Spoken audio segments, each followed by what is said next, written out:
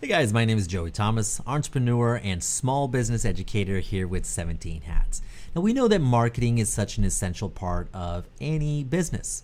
There are unlimited options available to you to get the word out about your business. Now, from word of mouth to social media marketing, it's important to know that we have to first create a marketing strategy. It's important to know where your clients are and who they are. And it's also important to know your goals before deciding on which methods of marketing are best for you. So in today's video, we're going to go over how to create a marketing strategy. And hopefully I can simplify this a little bit for you to get you on the right path. Number one, evaluate and identify where you are in your business right now. What are your strengths? What are your weaknesses? And what opportunities do you have for growth in your current business? Now, for example, if you're getting plenty of website traffic, you may want to focus your marketing efforts in social media, but you have to do a little research on where most of your clients are and use those platforms to begin to bringing in those new leads. Now, I say begin because even if you choose to start, let's just say on Instagram, you may end up using those leads to do more email marketing and nurture those clients. But first and foremost, you gotta identify and evaluate where you are in your business and where your clients are actually coming from. Okay, so that's step one. Number two, spend within your budget. Now, I know it's easy to throw money at marketing because it just feels like the right thing to do. But it's important to allocate a percentage to start off. Although this number can change depending on where you are in your business and where you want to go. You know, I will say investing about 10% of your gross revenue or projected gross revenue would be a great place to start. But keep in mind to keep that within a budget and controlled, because there are so many shiny new ways to market and apps and all kinds of services that are out there, and we can throw away money pretty quickly.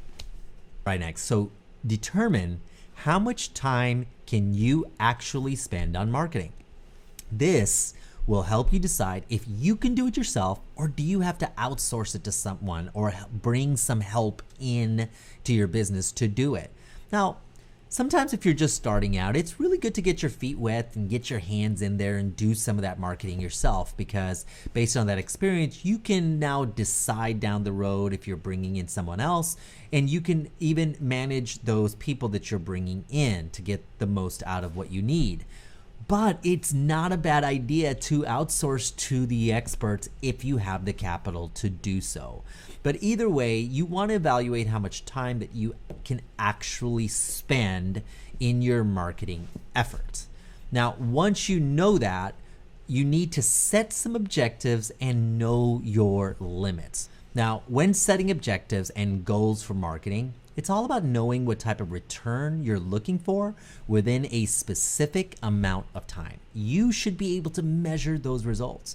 For example, if you're trying to increase sales, we don't just say increase sales, but it's better to say, I want to increase sales of this particular service or product by 10% over 3 months. That way we can measure those results, and the efforts that we make towards that objective will be tailored for that goal. Now, one of the biggest mistakes that young and small businesses make is growing too fast without preparing for that growth. And that's what I mean by knowing your limits. Know your limits and grow within yourself and the pace of how you scale your business. If we throw a lot of money into marketing, it just might work. And it might work too well, and we may not be ready for that growth. Now, it feels great to come in hot and just really kind of blow up your business, but many times it proves to be too much. So know your limits, know how much time you have, and set those objectives where you can actually measure them. All right. Next, choose the marketing tools and platforms that are right for you. email marketing, social media marketing, content marketing on blogs, paying for clicks on Google, SEO, word of mouth, or good old networking, right? I mean, I could keep going and going and going. There are so many different ways to market, so many options. But once you understand your target audience and where they are coming from, where do they consume this information and where can they find you, you can choose the right method at the right time. For example, if your research shows that certain keywords pertinent to your business is very popular on search engines, you might want to focus your efforts on SEO or search engine optimization, right? That's so you can get found on Google or Yahoo. Now, if you see that you get a lot of private messages on social media or comments on your posts, you may do some targeted marketing on one of those platforms.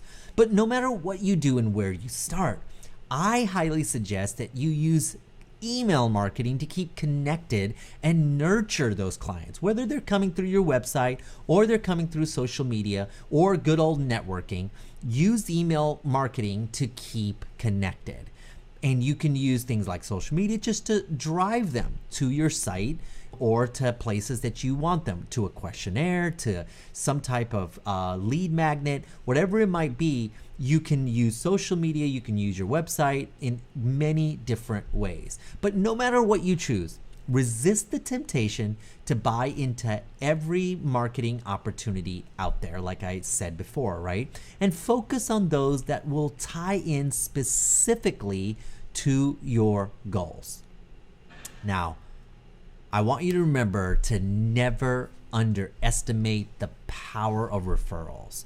No matter what method you use, the power of just word of mouth and referrals cannot be beat, especially if you're a creative service-based business. Social proof is such a powerful motivator, and it builds a lot of trust. Do everything in your power to deliver an excellent client experience, and do not forget to ask for referrals and reviews. People like to lean on others to lessen the risk of a bad decision. So take advantage of the power of referral and just word of mouth marketing. Now, no matter what you choose, these tips should help you get started on your way. Start simple, start small. Know what you want to accomplish, in what time you want to accomplish it, and simply choose the right method to meet that goal. Now, I'm curious, what marketing methods have worked for your business? Tell us in the comments. And if you like this video, hit like, subscribe to the 17 Hats channel, guys, and I'll see you again really soon.